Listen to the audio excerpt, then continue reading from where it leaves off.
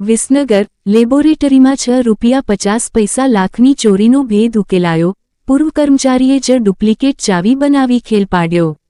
વિસનગર શહેરમાં તસ્કરો હવે માત્ર રોકડ કે દાગીના જ નહીં, પરંતુ કિંમતી તબીબી સાધનોને પણ નિશાન બનાવી રહ્યા છે।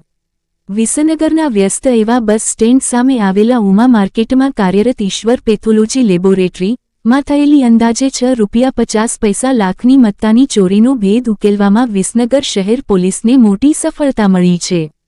આ ચોરી પાછળ લેબોરેટરીનો જ એક પૂર્વ કર્મચારી મુખ્ય સૂત્રધાર હોવાનું બહાર આવ્યું છે।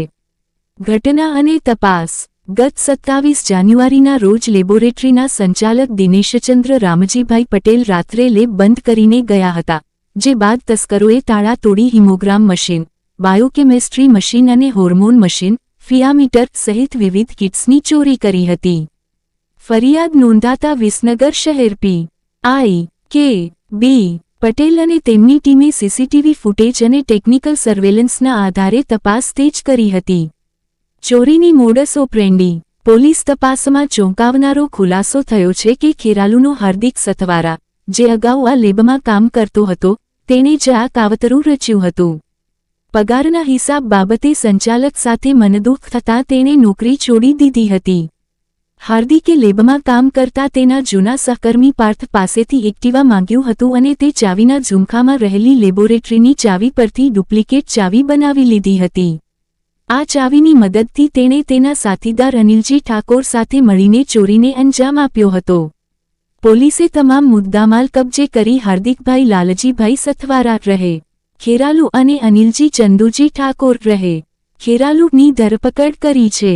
કડાયેલા બંને આરોપીઓ ગુનાહિત ઇતિહાસ ધરાવે છે। એરપોર્ટ ચોરી થઈ હતી એ બાબતે ડિટેક્શન કરવામાં આવ્યું છે આપશ્રી દ્વારા, એ કઈ રીતે કરવામાં આવ્યું હતું? આપણે પટેલ દિનેશચંદ્ર રામજીભાઈ જયશંકરદાસ રહે વિસનગર વાળાઓ પોતાની માલિકની લેબોરેટરી વિસનગર બસ સ્ટેન્ડની સામે જે ઉમા કોમ્પ્લેક્સ ખરું એમાં ફરજ ઉપર ધરાવે છે। તો તારીખ 27/1/2026 અને તારીખ 28/1/2026ના રાત્રિ દરમિયાન રાતના 8 થી સવારના 8 દરમિયાન ચોરી થયેલ। તો એ દરમિયાન એમને પોલીસ સ્ટેશન આવી અને ફરિયાદ આપેલ। એ ફરિયાદ અનુસંધાને અમે એમની ફરિયાદ દાખલ કરી એમની બાયોલોજીની જે લેબ હતી એમાંથી હિમોગ્રામ મશીન, બાયોકેમિસ્ટ્રી મશીન તથા હોર્મોન મશીન આમ મળી કુલ ₹6,50,000નો મુદ્દામાલ ઘરફોડ ચોરીમાં ગયેલ। એ બાબતની ફરિયાદ લઈ અમે શરૂઆતમાં અમારી ટીમ બનાવી એના સીસીટીવી ચેક કરેલા। સીસીટીવીમાં એક સસ્પેક્ટેડ એક વ્યક્તિ જણાઈ આવેલ। ત્યારબાદ આ જે દુકાન હતી એનું કોઈ જગ્યાએ દિવાલમાં બાકરું કે કંઈક હોલ પાડેલ નહીં, એ સિવાય ચોરી થયેલ। તો અમને શરૂઆતમાં લાગ્યું કે આ કોઈ ચાવીથી જ ખોલીને ચોરી થયું છે। એનું સંધાનમાં અમે અહીં લોકલ જે ચાવી બનાવનારા વ્યક્તિ હોય એની તપાસ કરી। ત્યારબાદ અમને એક લિંક મળી, એના અનુસંધાનમાં અમે ખેરાલુનો રહેવાસી સથવારા હાર્દિકભાઈ લાલજીભાઈ ને તપાસતા તેની પાસેથી 2 મશીન મળી આવેલા। એને પૂછતા એની સાથે આની સાથે જે અમને સ્વેટરવાળો જે વ્યક્તિ જે ઈસમ